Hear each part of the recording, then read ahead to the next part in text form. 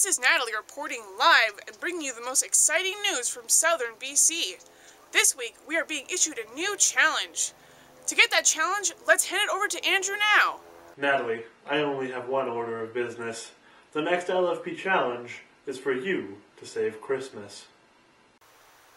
Well, Andrew, I'm not sure exactly where you're getting the idea that Christmas needs to be saved. It seems like it's doing alright to me. Wait, this just in. I'm getting some information that people are starting to get overwhelmed with buying presents and having to wait in long lines to see Santa Claus.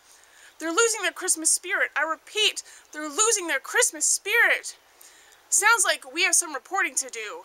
We're going to have to take this on the road, though, because I'm not going to be able to do it by myself. Let's take this challenge and see if we can get back the Christmas spirit. Sir, are you going to be able to help me? People are losing their Christmas spirit, and I need people to help me find what it is. What does the Christmas spirit look like to you? Christmas spirit has changed a lot for me over the years as I've worked in retail. As a kid, I thought Christmas was an exciting time to get together with family and just enjoy being together and celebrating the birth of Jesus Christ. Now, as a cell phone salesman, I see people running around with their heads chopped off, not literally, buying presents and just being crazy and all angry and stuff. So it doesn't really seem that the Christmas cheer is in the air anymore. It's more of like a volatile, what am I going to do to find the perfect present for my 12-year-old child that's a spoiled little brat. What would the ideal picture of having Christmas spirit look like to you? That is a good question. I would say being able to celebrate and remember the birth of Jesus and have everybody that I love around me, including family and friends and everything like that, and just being able to celebrate being in each other's company and I guess look back on what wonderful lives we do have. I already feel like I'm being more filled with the Christmas spirit, so that's great! Let's keep going! We're here on location at Christmas Hill, trying to rejuvenate the Christmas spirit and figure out just what it means. I'm here with Megan, and Megan, what does the spirit of Christmas mean to you? The spirit of Christmas means being together with people you love, I think, and like going out of your way to be with them and celebrate your love for each other and the love that Jesus has given us and coming here and you know, giving us His grace. And I think that presents are kind of a part of experiencing that. Like it's the time of year when you have to try and think about what someone else would want and to think about what they're doing in their life and what would be meaningful to them. For me, that's a really hard thing to do sometimes. So I think that practice of thinking about someone else is really important to what Christmas is and to living like Jesus, I guess. So, Sarah, when I say Christmas spirit, what comes to mind for you? Well, I think that Christmas is such a busy time, and it's super stressful, and when I come down to the Lower Mainland, it's just like cars are everywhere and so much traffic, and it's just like I just want to stay in my house and do nothing and just not be in the busyness. But it's kind of crazy because Christmas is a time that it's a break from the busyness from the rest of the year. It's nice as a student because I get to come home and see my family, and you take intentional time to rest. So Christmas is also a time of rest. Christmas spirit is that balance between craziness and rest. And I think that's kind of reflective of what Christmas is in general. You know, this baby Jesus came into this crazy world to bring joy and peace and rest, and that's what we celebrate. The peace and joy of the season. I'm here now with Rachel, again on Christmas Hill, and we've been talking a little bit about what Christmas spirit means, and Rachel wants to share her thoughts on what Christmas spirit may or may not look like. Christmas can be a very good time of year. It can also be a really hard time of year, especially if you don't have family. But I do have family. I'm able to come down from Prince George to the Lower Mainland and spend time with my family. Our family, like most families, are broken. But spending time at Christmas together, we're able to mend that brokenness. Yeah, and just sit around the table and eat turkey and stuffing and yams and talk and play games and show each other how we love each other through gifts, and then also talking about our Lord Jesus Christ, who was born on Christmas Day.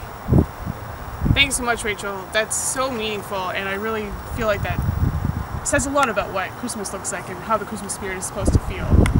We're going to go back to the streets now to see if we can find a few more people to really round out what the Christmas spirit looks like. I'm here finally with Paige and Chris to just wrap up what we think the Christmas spirit looks like and just get a few more thoughts on what the whole season is supposed to be. So, guys, what does the Christmas spirit look like to you? I would probably say Christmas trees. I just think they're kind of, well, they're festive looking.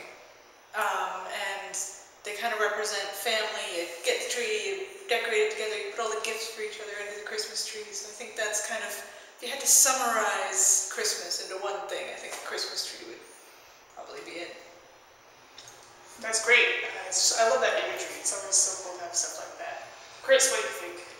I think that's pretty much what I was going to say. Like, it's all about the family and you know, gathering around the table together and getting together and putting aside your differences. And breaking up the whole winter blast. Exactly. Perfect. Thanks so much, guys. I think that is a great way to wrap up the Christmas spirit. That's it. It's good. Thanks. Well, there you have it, folks. The Christmas spirit is still alive. And I think that thanks to these random citizens, Christmas has in fact been saved. I believe that is what you call a Christmas miracle. Thanks for tuning in.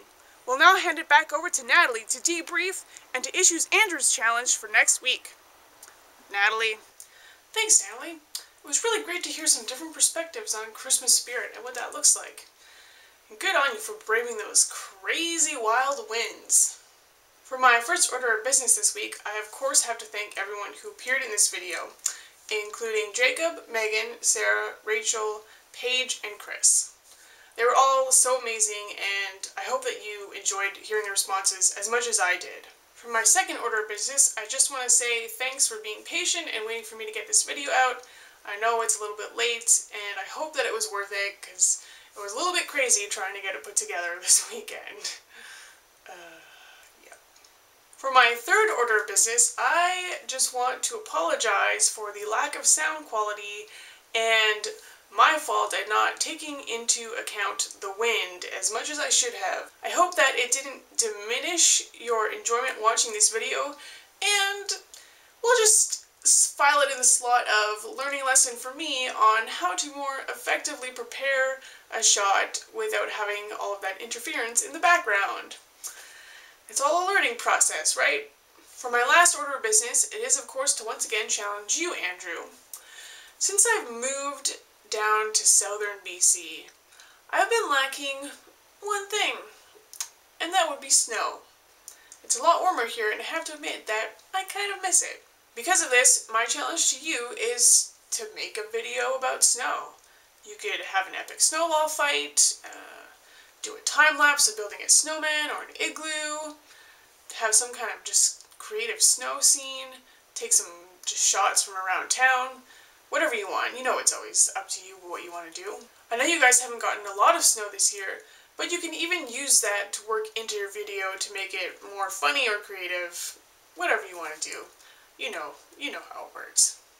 That being said, I hope that you all have a wonderful Christmas, or however you choose to celebrate this time of year, with friends and family, and that you just enjoy being together. Andrew, I look forward to seeing your video next week, and I look forward to entertaining the rest of you in the new year. Have a good one.